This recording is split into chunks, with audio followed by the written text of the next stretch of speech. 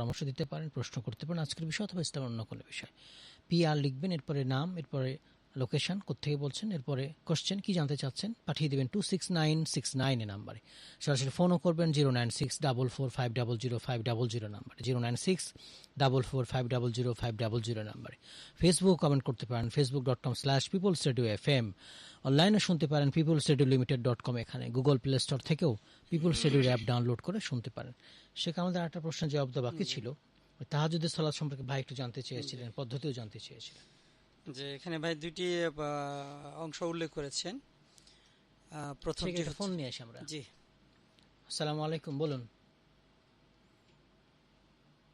ফোনটা কেটে গেছে, শেখ বলেন, জবাব দেন। হ্যাঁ, তাহাজ্জুদ সালাতের ফজিলত ও পদ্ধতি সম্পর্কে জানতে চেয়েছেন আমাদের সমাজদ্দিনী ভাই। জি। প্রথমত তাহাজ্জুদ সালাতের যে পদ্ধতি তা হচ্ছে আপনি রাত্রে সালাত কিয়ামুল লাইল। ফোনটা নিয়ে নি। আসসালামু আলাইকুম রহমতুল্লাহ। আসসালামু আলাইকুম। ওয়ালাইকুম আসসালাম। আমার প্রশ্ন হচ্ছে যে মৃত ব্যক্তিকে গোসল করার পদ্ধতি সম্পর্কে জানতে চাই এবং আলাদা আলাদা অঙ্গ ধোয়ার জন্য আলাদা দোয়া আছে কিনা এটা একটু জানতে চাই। সুন্দর। জি শেখ, জি, আমার তাহাজ্জুদের জবাবটা দিয়ে দিই। তো দুই রাকাত করে আপনি সালাত পড়তে থাকবেন আপনার পক্ষে যতটুকু সম্ভব। জি। তবে রাসূল সাল্লাল্লাহু আলাইহি সাল্লামের সুন্নাহ যদি আপনি একদম পালন করতে চান সেক্ষেত্রে আপনি 11 রাকাত বা 13 রাকাত পড়তে পারেন। আরেকটি হাদিসে রয়েছে যে রাসূল সাল্লাল্লাহু আলাইহি সাল্লামকে জিজ্ঞাসা করেছে কাইফা সালাতুল লাইল, রাত্রে সালাতগুলো কিভাবে আমি পড়বো। রাসূল সাল্লাল্লাহু আলাইহি ওয়াসাল্লাম বললেন মাসনা, দুই রাকাত করে পড়তে থাকো হাত্তা তুলুল ফজর, ফজর উদিত হওয়া পর্যন্ত। এই ক্ষেত্রে বোঝা যায় যে আপনি তাহাজ্জুদের সালাতটা 2 রাকাত করে যখনই উঠবেন পড়তে পারেন। সুন্নাত অনুযায়ী 11-13 রাকাত পড়তে পারেন, আরও বেশি পড়তে পারেন, কোনো সমস্যা নেই। তাহাজ্জুদ সালাত যদি কেউ আদায় করে আর ফজিলত কি, এই ব্যাপারে বেশ কয়েকটি ফজিলত রয়েছে। এক নম্বর হচ্ছে আল্লাহর শুকরিয়া, কৃতজ্ঞতা আদায় করা হয়।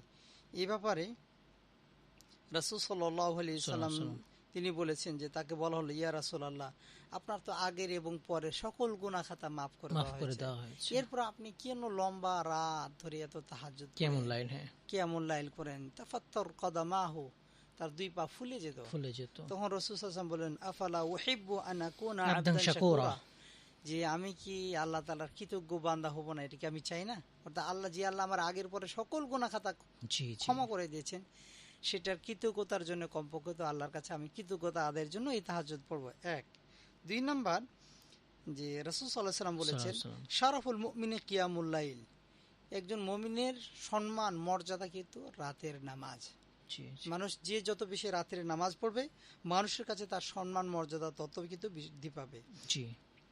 এরপরে রাসূল সাল্লাল্লাহু আলাইহি ওয়াসাল্লাম তিনি বলেছেন যে আফদালুস সিয়ামি বা'দা রমাদান শাহরুল্লাহিল মুহররম, রমজানের পর সবচেয়ে উত্তম সিয়াম হচ্ছে মুহররমের সিয়াম।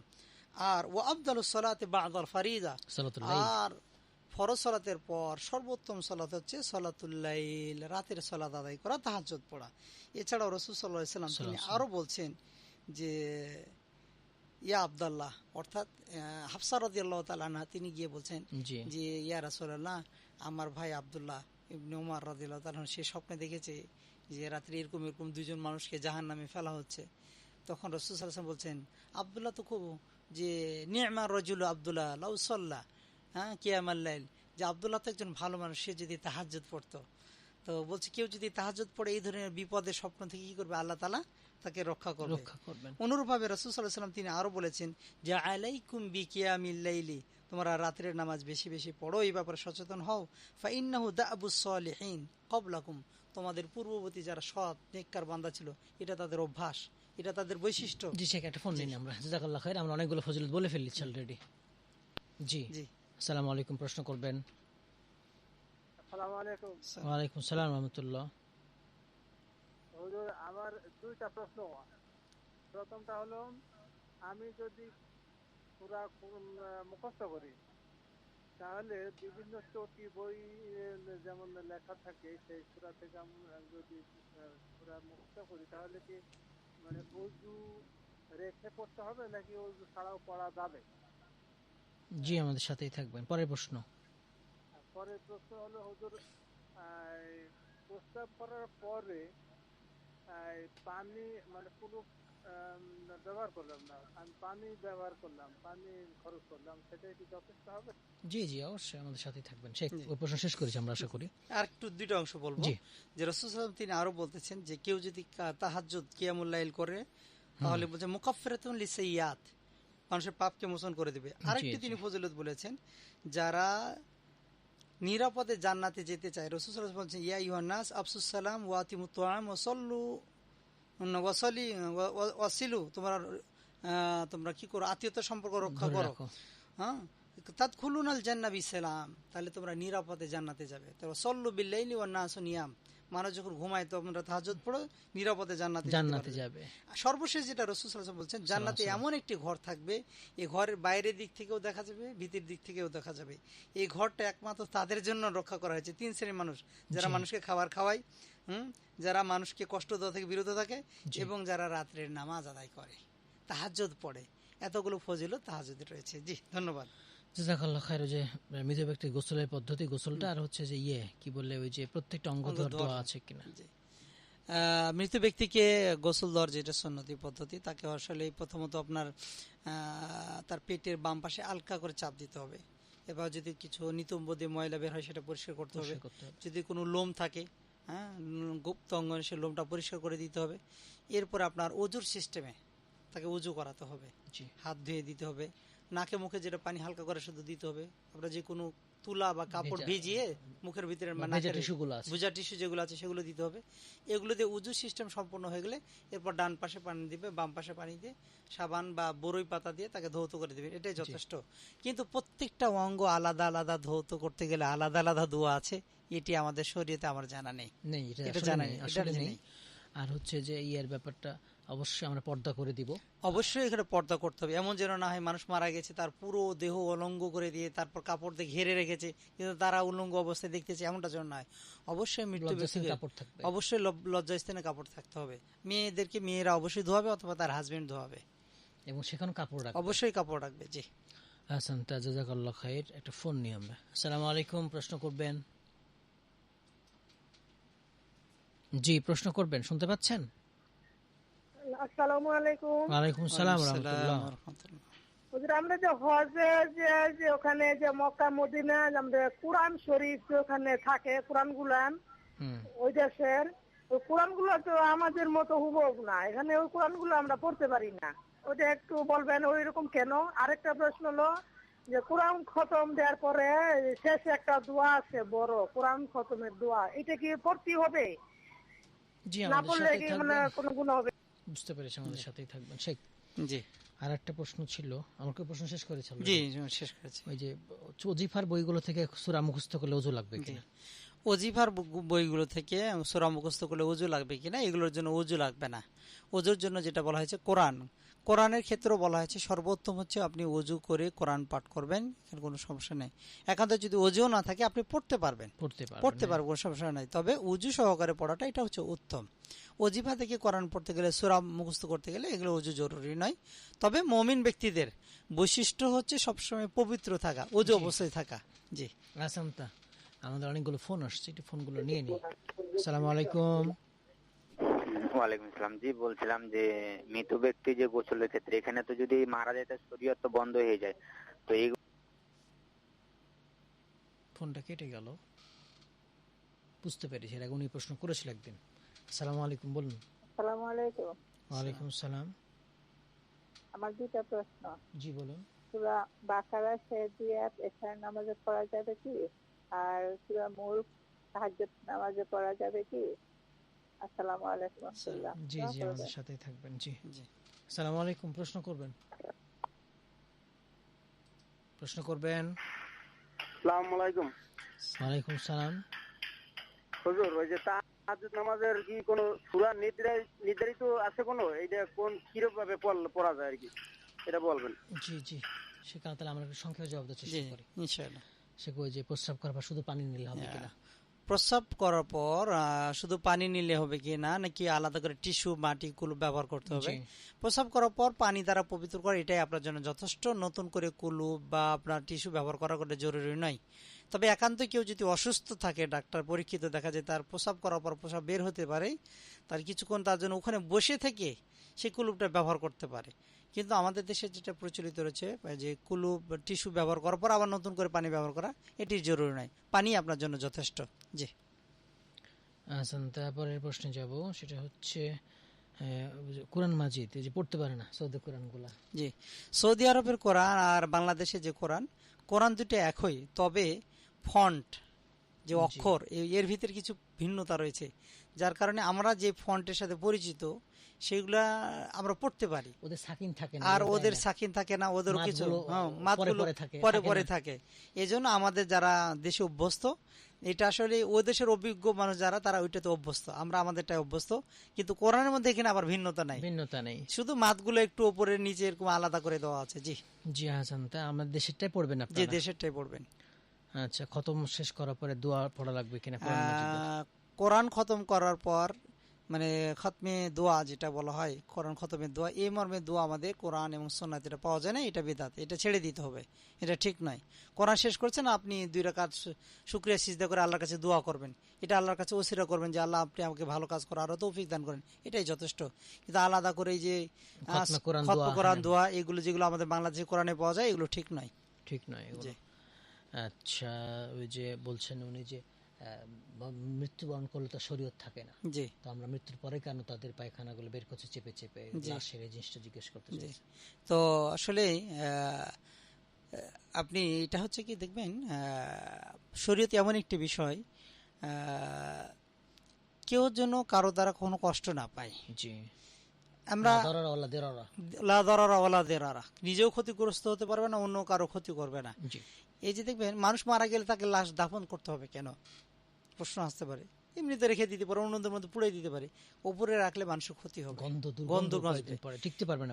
ঠিক একইভাবে মানুষ যখন মারা যায় না, মৃত্যুর সময় তার কিন্তু প্রচুর প্রেসার যায়, এই যে নিতম্বের ভিতরে করে দেয়, ওই অংশে যেন পায়খানা প্রস্রাব থাকা অবস্থায়, যেহেতু উজু করাতে হবে, মানুষ যারা মুসল্লি আসবে, দাফন বিষয় আছে, অনেকগুলো বিষয় আছে, এটা যেন তার দুর্গন্ধ না ছড়ায়, এই জন্য কিন্তু চাপ দেওয়ার কথা বলা হয়েছে। এবং সেটা তো স্বাভাবিক, জোর করে না, কিন্তু হালকা আলতোভাবে আলতোভাবে বের করে ফেলা। আচ্ছা, পরের প্রশ্ন আমরা যাব, সেটা হচ্ছে সূরা বাকারার শেষ 2 আয়াত এশা সালাতে পড়তে পারবেন কিনা? জি, অবশ্যই আপনি পড়তে পারবেন, এখানে কোনো সমস্যা নাই। শেষ 3 আয়াত সব জায়গায় পড়তে পারবেন, যে কোনো জায়গায়, মা তায়াসসারা মিনহু, যেটা আপনার জন্য সহজ আপনি সেটাই পড়বেন, যেখান থেকে হোক। সূরা মুলক তাই তাহাজ্জুদের ক্ষেত্রে পড়তে পারবেন, তাহাজ্জুদের ক্ষেত্রেও সূরা মুলক পড়তে পারবে, কোনো সমস্যা নাই। তাহাজ্জুদের নির্দিষ্ট কোনো সূরা আছে কিনা? না, তাহাজ্জুদের কোনো নির্দিষ্ট সূরা নেই। একই ভাবে বললাম যে ফাকরা, তুমি পড়ো মা তায়াসসারা মিনহু, কোরআন বা মিনহু, যেটুক তোমার জন্য কোরআন থেকে সহজ ততটুক তুমি পড়ো।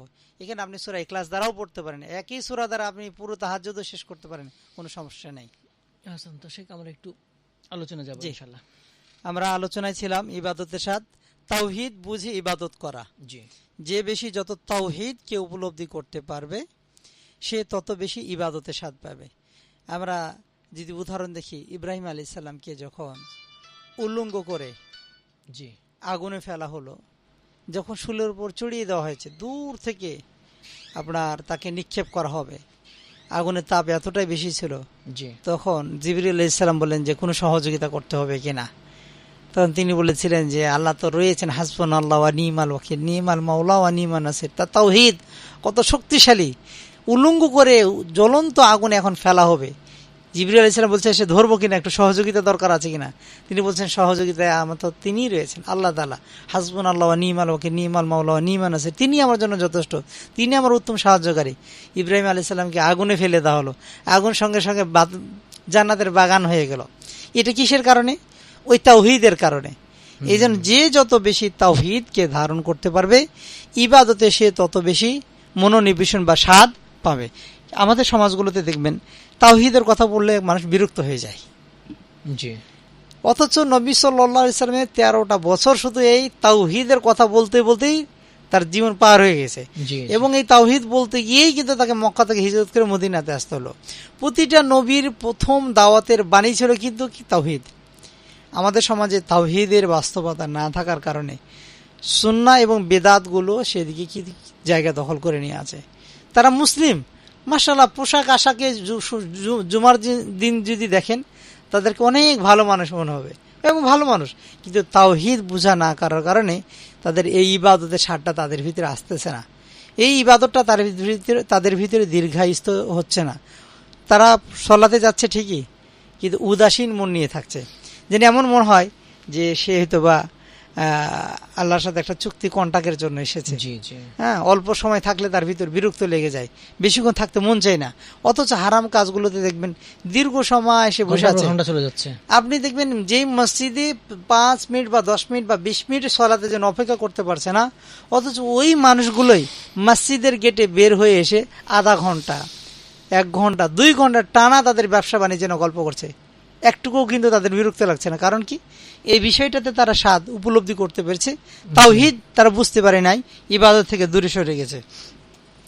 এরপরে ইবাদতে স্বাদ পাওয়ার আর একটা উপায় হচ্ছে যে আপনার কিয়ামুল লাইল, আমরা বলেছিলাম কিয়ামুল লাইল বেশি বেশি পাঠ করা। আপনারা দেখবেন যে বুখারীতে একটি হাদিস এসেছে, হ্যাঁ, হুযায়ফা রাদিয়াল্লাহু তাআলা আনহু হতে বর্ণিত, তিনি বলছেন যে সাল্লাইতু মা'আন নবী সাল্লাল্লাহু আলাইহি ওয়াসাল্লাম যাতা লাইলা, সাল্লাল্লাহু আলাইহি ওয়াসাল্লাম, আমরা রাসূল সাল্লাল্লাহু আলাইহি ওয়াসাল্লামের সাথে একদিন সালাত আদায় করলাম, ইয়ানি কিয়ামুল লাইল, তাহাজ্জুদের সালাত। তিনি সালাতে দাঁড়িয়েই ফাফতাহাল বাকারা, সূরা বাকারা শুরু করলেন। বাদামা ক্বারা আল ফাতিহা বাদা সূরাতুল বাকারা, এরপরে তিনি সূরা ফাতিহা শুরু করার পর সূরা বাকারা পড়লেন। তিনি মনে করলেন যে রাসূল সাল্লাল্লাহু আলাইহি ওয়াসাল্লাম যেহেতু তেলাওয়াত শুরু করেছেন, হয়তোবা তিনি ইয়ারকাউ ইনদাল মিয়া, 100 আয়াত যখন পড়া হবে তিনি রুকুতে যাবেন। তো আমি দেখলাম যে তিনি 100 আয়াত শেষ করলেন, কিন্তু রুকুতে গেলেন না, তিনি তার মতো পড়তেই থাকলেন। ইউসাল্লি বিহা ফি রাকাতিন ফামাদা, এবং এরপর তিনি সূরা ফাতিহা পড়তে থাকলেন, শেষ করলেন। এরপর সূরা বাকারা শেষ করলেন। এরপর তিনি রুকুতে না গিয়ে সূরা নিসা শুরু করে দিলেন। তিনি বলতেছেন, আমি ভাবলাম হয়তোবা যে এখানেই হয়তোবা তিনি শেষ করবেন, আর পড়বে না। এরপর তিনি সূরা আলে ইমরান শুরু করলেন। 3টা সূরা তিনি লম্বা পড়লেন। এরপর তিনি বলছেন যে তিনি শুধু 3টে সূরাই পড়ে নাই, যখনই তিনি কোনো আয়াতের পাশ দিয়ে অতিক্রম করেছেন, যে আয়াতের মধ্যে কোনো শাস্তির কথা বলা হয়েছে, গজবের কথা বলা হয়েছে, আযাবের কথা বলা হয়েছে, ইস্তাআদা, তিনি সেখানে আল্লাহর কাছে আউযুবিল্লাহ বলেছেন, আশ্রয় চেয়েছেন। যেখানে আল্লাহ জানার জন্য তাসবিহ, তাকবীর এসেছে, সেখানে তিনি সুবহানাল্লাহ, আল্লাহু আকবার বলেছেন। যেখানে রহমতের আয়াত এসেছে, তিনি সেখানে রহমতের আয়াত পড়েছেন। এই পড়তে পড়তে পড়তে তিনি রুকুতে গেছেন। তিনি দাঁড়িয়ে থেকেছেন যতটুক, রুকুতে গিয়ে সময় দিয়েছেন ততটুক। তো এইভাবে রাসূল সাল্লাল্লাহু আলাইহি ওয়াসাল্লাম এতক্ষণ সময় কেমনে দিলেন? কারণ তিনি বুঝতে পেরেছেন আল্লাহর নৈকট্য লাভ করার অন্যতম একটা মাধ্যম হচ্ছে কিয়ামুল লাইল। একটু আগে আমরা যেটা বললাম, যার কারণে রাসূল সাল্লাল্লাহু আলাইহি ওয়াসাল্লাম এত লম্বা করে কিয়ামুল লাইল পড়েছেন। তো আজকে সমাজে দেখেন আমরা ফরজ সালাতগুলোই লম্বা কেরাতে পড়তে পারি না, বিশেষ করে মাগরিব, এশা, ফজরগুলো অল্পতে শেষ হয়ে যায়। কারণ কি, এই বিষয়গুলোতে আমাদের জনগণ সচেতন নয় যে আল্লাহ তাআলার নৈকট্য লাভ পাওয়ার যে আকরাবু, সবচেয়ে নিকটতম মাধ্যম হচ্ছে কিয়ামুল লাইল। এই ব্যাপারে মুআয ইবনে জাবাল রাদিয়াল্লাহু তাআলা আনহু তিনি যখন মৃত্যুর কাছাকাছি সময় আসলেন, জনগণ তার পাশে বসে আছে। তো জনগণ দেখতেছেন যে মুআয ইবনে জাবাল রাদিয়াল্লাহু তাআলা কাঁদতে লাগলেন। ইন্নাহু আবকা, তিনি কাঁদতেছেন। তাকে জিজ্ঞাসা করলেন, ইয়া মুআয ইবনে জাবাল, আপনি রাসূলকে দেখেছেন, আপনার ব্যাপারে রাসূল অনেক সুনাম সুখ্যাতি, অনেক প্রশংসা করা আছে, আপনি কি মৃত্যুকে বরণ করতে ভয় করছেন? আত্তাজাউল মউত, আপনি কি মৃত্যুকে ভয় করছেন? তখন মুআয ইবনে জাবাল তিনি বলছেন, ইন্নামা আবকি আলা দামাইল হাওয়াজির ওয়া কিয়ামিল লাইলি শিতা, আল্লাহ তাআলা আমার জন্য যে শীতের দিনে রাতকে লম্বা করেছিলেন, এই সময়টা কি আমি কাজে লাগিয়েছি? আল্লাহ তাআলা যদি আমাকে এই রাতের সময় সম্পর্কে জিজ্ঞাসা করে, আমি কি উত্তর দেব? আমি মৃত্যুর ভয়ে কান্না করছি না, আমার এই শীতকালীন সময়ে যে এত লম্বা রাত দিলেন ইবাদত করার জন্য, আল্লাহ তাআলা যদি এটা জিজ্ঞাসা করে আমি কি উত্তর দেব, এই ভয়ে আমি কান্না করছি। তো সাহাবাদের জীবন ছিল এমন, তারা এত ইবাদত করার পরও আল্লাহ তাআলা তাদের জান্নাতের সার্টিফিকেট দিয়ে দিয়েছেন, রাদিয়াল্লাহু আনহুম ওয়া রাদু আন। এরপরও তারা কি করতেন? এই আল্লাহ শাস্তির ভয়ে কান্না করতেন। কিন্তু আমরা হয়তোবা এমন বেশি ইবাদত করে ফেলেছি যে আমরা জান্নাত দুনিয়াতে কনফার্ম করে ফেলেছি। দিনের বেলা সিয়াম পালন করার জন্য সহজ থাকে, দিন ছোট হয়ে যায়। আল্লাহু আকবার, আল্লাহু শেখ, আকবার। আমরা একটা বিরতি নিয়ে আসি, তারপর ইনশাআল্লাহ আলোচনা শুনবো, প্রশ্ন জবাব শুনবো। বন্ধুরা, আপনারা শুনছেন পিপলস রেডিও 91.6 FM, নামও পিপলস। আমরা পিপলসের জন্য প্রোগ্রাম করতেছি কোরআন সুন্নাহর আলোকে শরিয়া চেম্বার। রোববার 3টা থেকে 5টা থাকে, সোমবার 1টা থেকে 3টা, বুধবার 1টা থেকে 3টা, বৃহস্পতিবার 3টা থেকে 5টা থাকে। একটু বিরতি নিচ্ছি, আমাদের সঙ্গে থাকবেন ইনশাআল্লাহ।